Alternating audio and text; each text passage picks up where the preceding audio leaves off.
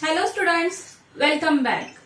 Now today we are going to learn the next point, that is Newton's universal law of gravitation from gravitation lesson. Which are the main points of Newton's universal law of gravitation? What is that law? We already studied about the Kepler's all three laws in the earlier lecture. Okay. Depend on them, Newton's put forth his theory. Which is that theory? That theory is nothing but Newton's universal law of gravitation.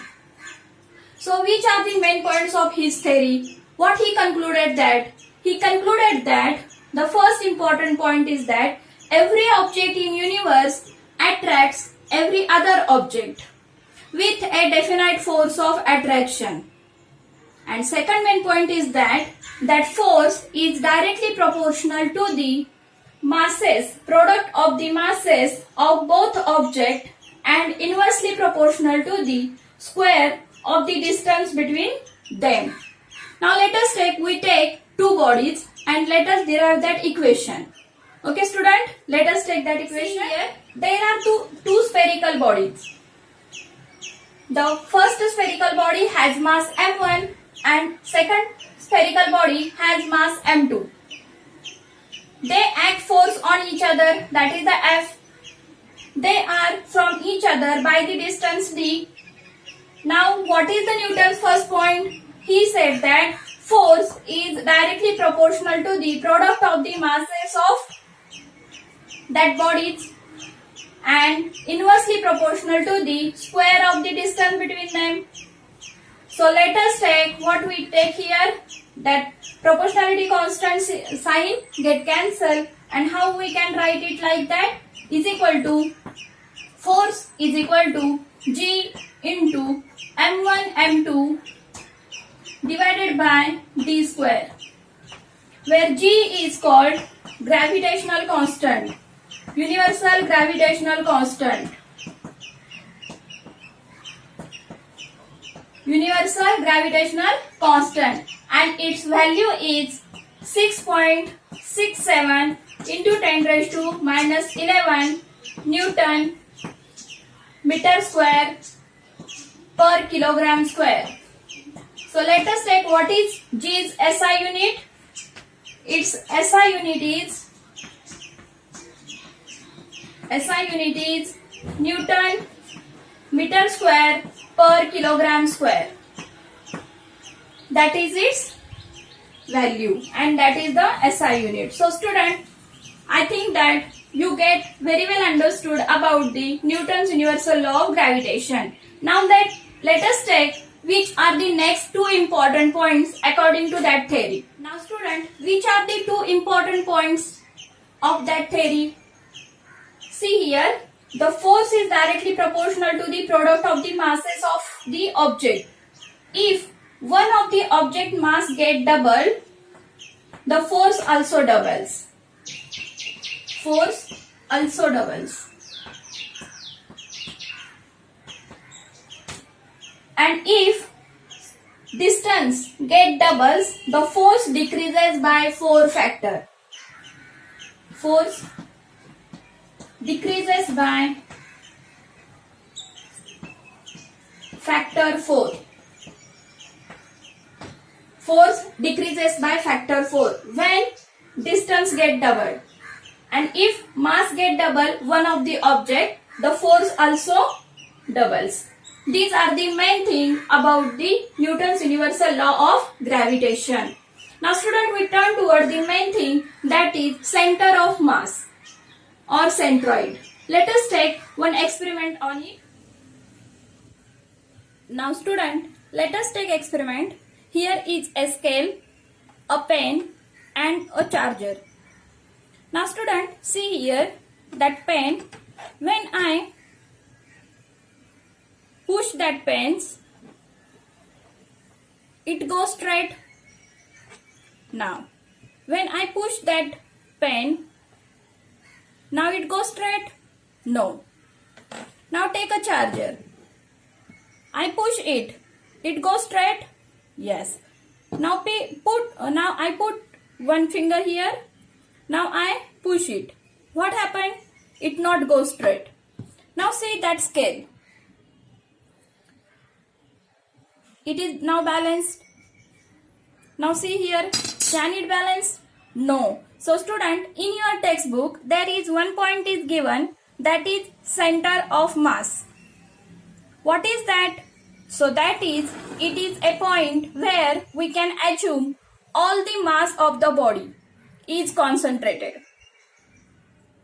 For example, we can call it center of concentration or center of gravity. That is called the centroid of mass. So you can do it at your home and you can easily understood what is meant by center of mass. Now we turn towards our next point. Now student, after experiment, let us turn toward the next point, that is uniform circular motion or magnitude of centripetal force. Already in earlier lecture, we taught about that, that is what is meant by centripetal force. Suppose student, a body revolve in a circular motion with mass m,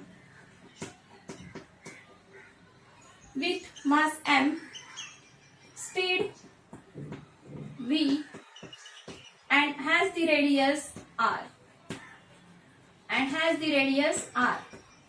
Now that centripetal force can be written as force is equal to m into v square upon r.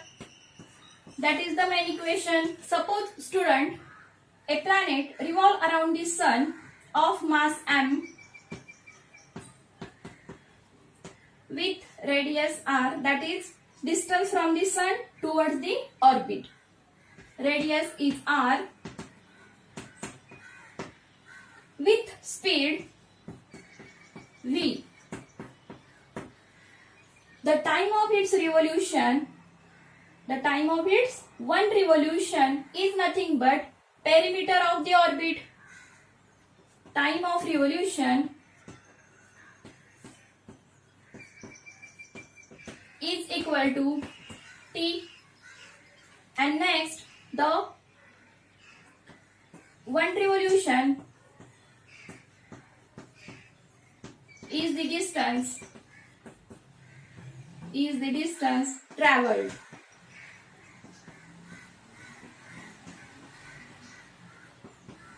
That is perimeter of the orbit.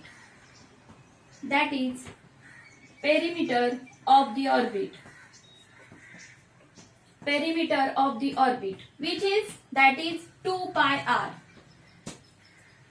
Student, we know that speed is equal to distance traveled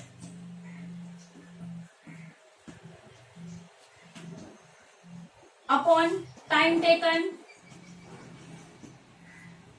That equation we already studied in 9th, that is laws of motion lesson.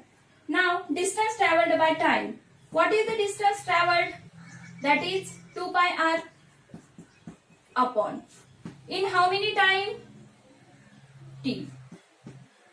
Now let us solve that equation, student. We know that force is equal to, that is centripetal force, that equal to mv square upon r.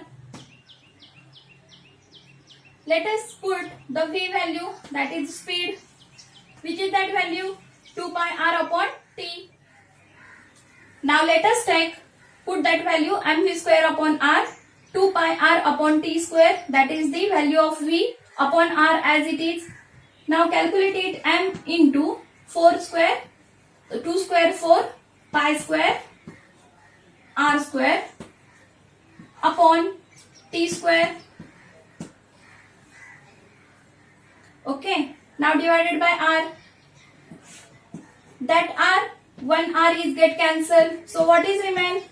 4m into pi square into r divided by t square. Multiply that equation by r square and also divide that equation by r square. Let us take what we get. Now student, multiplying by r square and dividing by r square, we get 4m pi square into r cube divided by r square as it is divided by t square. So according to Kepler's third law, what we know that is t square upon r cube is equal to k. So we can put that value here. What we get?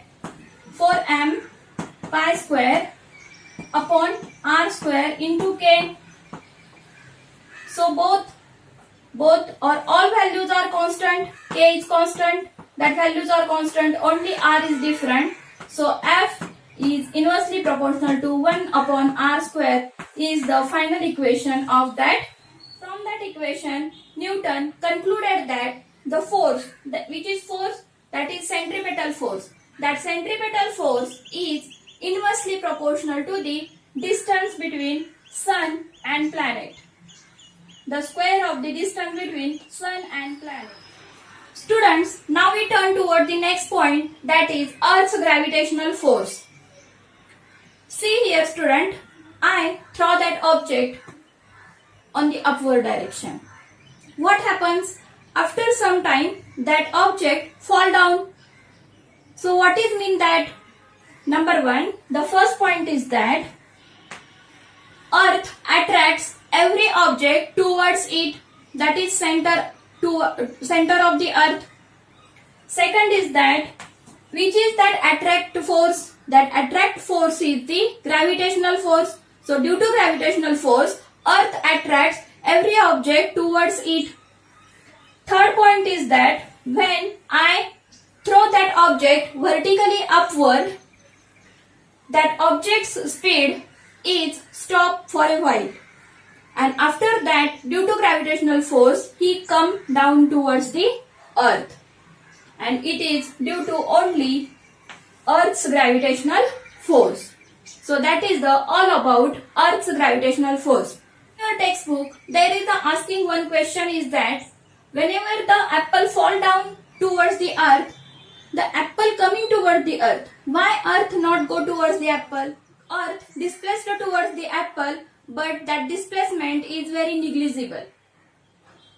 And we observe that apple fall down towards the Earth, that is we are the observer, that observer is on the Earth. So whenever apple fall down the ground also displaces, but that displacement is very negligible. That is all about the Earth's gravitational force. Now in next video, we are going to learn our next point. Thank you students for watching.